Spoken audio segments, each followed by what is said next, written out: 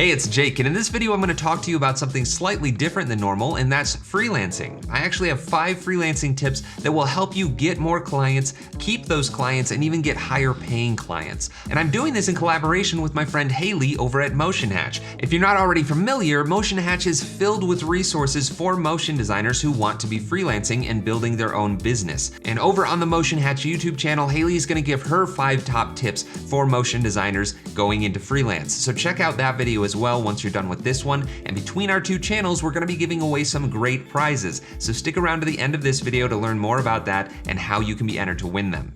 And my first freelancing tip is that you should be someone you'd want to work with. I attribute a lot of my freelancing success to my people skills. That's just part of the game as a freelancer. Being kind, friendly, easy to work with, all of these things put your client at ease. And this doesn't just apply to agency work, it's especially important for direct-to-client work because you're leaving a positive impact with that client and it's more likely that they'll want to come back to you more often. And while I'm not a producer looking for motion designers, I would imagine that finding someone that's easy to work with would be better than finding someone who's really great at what they do, but terrible to work with. My second freelancing tip is to underpromise and overdeliver, and this is something that can score you some major points with clients, especially new ones. When I was still freelancing, I always tried to get my clients the next step of the process a day or 2 before they were expecting to see it. That was always a great surprise for them to be able to have that extra time, not have to run down the clock and check in on me and make sure that I was getting the work done.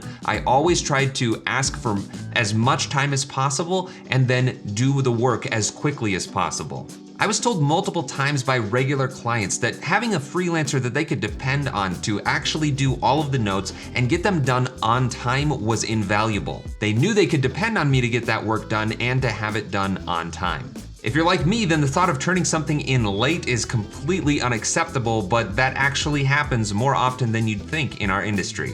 Tip number 3 is keep your client in the loop. One big way to make sure that your clients feel secure and know that progress is being made is to just tell them about it. Talk to them, like a lot. Make sure that every couple of days you're checking in with them, even if you don't have something to show, so that you can just let them know, hey, I'm working on this stage of the process and I'm gonna have something for you to see in the next 24 hours.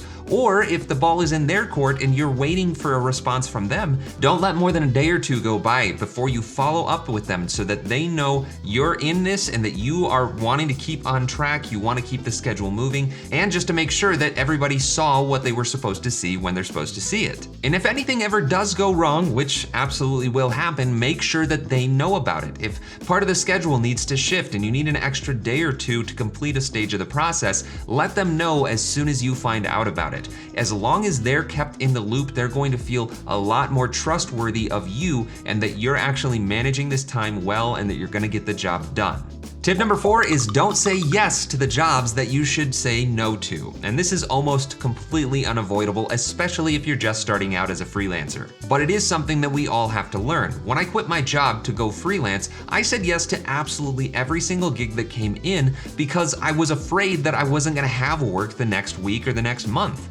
Unfortunately, this opened the door to horrible clients, terrible budgets, and really awkward phone conversations. Don't entertain the idea of absurdly low budgets for projects that you don't even want to be working on.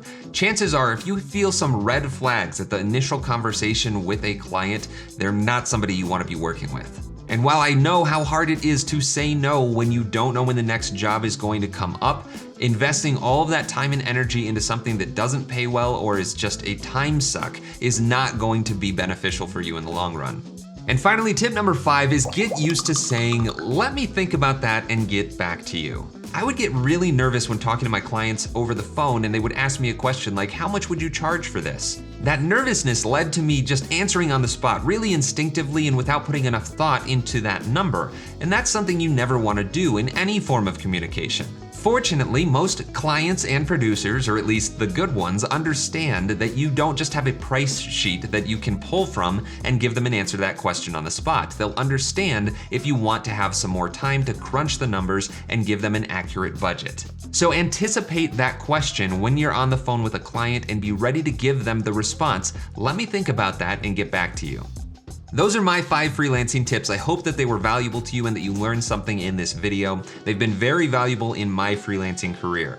Now for the prizes. I'm gonna be giving away a free enrollment into any one of my Skillshare classes, and Haley over at Motion Hatch is going to give a slot in her Client Quest course. Make sure you're subscribed to each of our channels and leave a comment on each video letting us know what your favorite tip out of each list was. And share the knowledge. If you have freelancing tips of your own, leave those in your comment as well. You can find all the other giveaway details in the description of this video. Did you know that I make content other places than YouTube? If not, I'm not really doing a good job of promoting myself, but I have a freelance course called Explainer Camp at School of Motion. So if you're interested in improving your freelancing skills or learning how to manage a large motion design project, this is exactly the course for you, and I have a discount code that's good through the end of 2023. It'll save you $100 off of Explainer Camp or Photoshop and Illustrator Unleashed, the other course that I teach over at School of Motion. Explainer Camp could really be called Freelance Camp because it teaches you how to handle a client from the initial phone call all the way to the final delivery, and you get to watch as I make an explainer video at the same time that you're making your own explainer video that by the end of the course you'll be able to include as one of your own portfolio pieces, complete with a breakdown of all of the in-between steps, showcasing your own workflow for completing that type of project. So go check those courses out and take advantage of that discount code. You can find all the information down in the description. Thanks for watching, and I'll see you in the next one.